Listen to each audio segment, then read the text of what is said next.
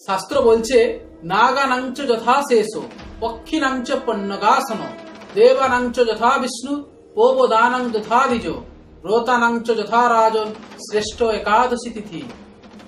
পদ্মপুরাণে বলছে নদীদের মধ্যে শ্রেষ্ঠ যেমন গঙ্গা, পক্ষীদের মধ্যে শ্রেষ্ঠ যেমন গরুড়, সর্পদের মধ্যে শ্রেষ্ঠ যেমন নাগ, তীর্থের মধ্যে শ্রেষ্ঠ যেমন কাশী, তেমনি ভগবানদের মধ্যে বা দেবতাদের মধ্যে শ্রেষ্ঠ হচ্ছেন বিষ্ণু, তেমনি ব্রতদের মধ্যে শ্রেষ্ঠ হচ্ছে একাদশী।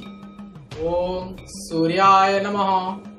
পার্শ্ব পরিবর্তনী একাদশী বা পদ্মা একাদশী ভাদ্র মাসের শুক্লপক্ষে এই একাদশী তিথিটি পড়ে।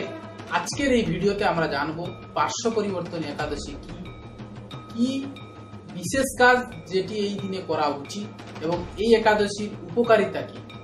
আপনারা সবাই যুক্ত হয়েছেন সনাতন উইথ অ্যাস্ট্রোলজি ইউটিউব চ্যানেলে। যা কিছু বলবো শাস্ত্র প্রমাণের সঙ্গে বলবো, বিশ্বাস আমার উপর নয়, শাস্ত্রের প্রমাণের উপর নয়। পার্শ্ব পরিবর্তনী একাদশী এই দিন ভগবান নারায়ণ তার নিজের শয়নের পার্শ্ব পরিবর্তন করেন। আপনারা সবাই জানেন হর্ষণী একাদশীর দিন ভগবান শয়নের জন্য রাজার বলির দ্বারে 4 মাসের জন্য যান।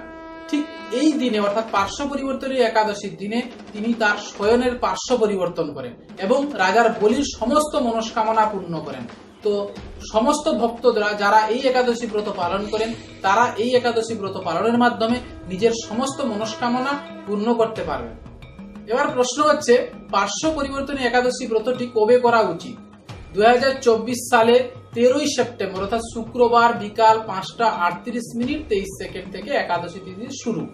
এটি 14ই সেপ্টেম্বর অর্থাৎ শনিবার বিকাল 4টা 31 মিনিট 58 সেকেন্ড পর্যন্ত থাকছে।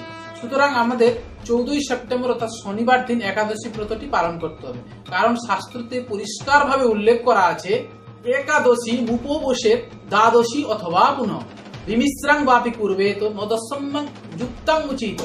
শাস্ত্র বলছে একাদশী তিথিতে ব্রত পালনের জন্য সর্বদা একাদশী যুক্ত দ্বাদশী তিথিতে একাদশী ব্রত পালন করা উচিত। ভুলেও কোনোদিন দশমী যুক্ত একাদশী তিথি পালন করবেন না। পুরাণে একটি কাহিনী আছে এই দশমী যুক্ত একাদশী ব্রত পালনের কি ফল হিসাবে। আপনারা সবাই জানেন রাজা ধৃতরাষ্ট্রের 100 জন পুত্র ছিল।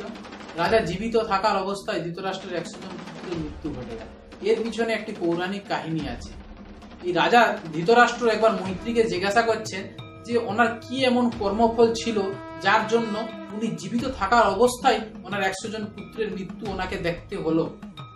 এর উত্তরে মৈত্রী বলছেন রাজাকে যে রাজা পূর্বজন্মে একবার ভুলবশত স্বস্ত্রী এই দশমী যুক্ত একাদশী ব্রতটি পালন করেন, যার ফলস্বরূপ এই জন্মে ওনাকে 100 জন পুত্রের মৃত্যু জীবিত অবস্থায় দেখতে হলো। সুতরাং ভুলেও কোনোদিন দশমী যুক্ত একাদশী ব্রততে একাদশী তিথির ব্রত ধারণ করবেন না, সর্বদা দ্বাদশী যুক্ত একাদশীতে ব্রত ধারণ করবেন। এবার আসি একাদশীর দিন কি এমন বিশেষ করণীয় কাজ যেগুলো আমাদের করতে হবে। একাদশীর দিন আপনি প্রথমে সূর্য উদয়ের পূর্বে অর্থাৎ ব্রহ্ম মুহূর্তে ঘুম থেকে উঠুন। ঘুম থেকে উঠে আপনার নিত্য কর্ম অর্থাৎ স্নানাদি কর্ম শেষ করুন। স্নানাদি কর্ম শেষ করার পরে আপনি প্রথমে গ্রহরাজ সূর্যকে অর্ঘ্য প্রদান করুন। অর্ঘ্য প্রদান শেষ হলে আপনি মাতা তুলসীতে জল অর্পণ করুন। জল অর্পণ করে আপনি আপনার বাড়িতে অবস্থিত পঞ্চদেব দেবীর আরাধনা করুন। আরাধনা শেষ হলে আপনি তুলসী চয়ন করে শ্রী নারায়ণের সেবায় তুলসী নিয়োজিত করুন। তারপরে আপনি সারাদিন ওম নমো ভগবতে বাসুদেবায় এই মন্ত্রটি বীজ মন্ত্রটি জপ করুন, এতে আপনি বিশেষ ফল পাবেন। এছাড়া যে কাজগুলি একাদশীর দিন ভুলেও করবেন না সেগুলোও মাথায় রাখুন। একাদশীর দিন ভুলেও অন্ন গ্রহণ করবেন না। শাস্ত্র বলছে নভক্তব্যং নভক্তব্যং নভক্তব্যং হরিদিন। একাদশীর দিনে ভুলেও অন্ন গ্রহণ করা উচিত নয়।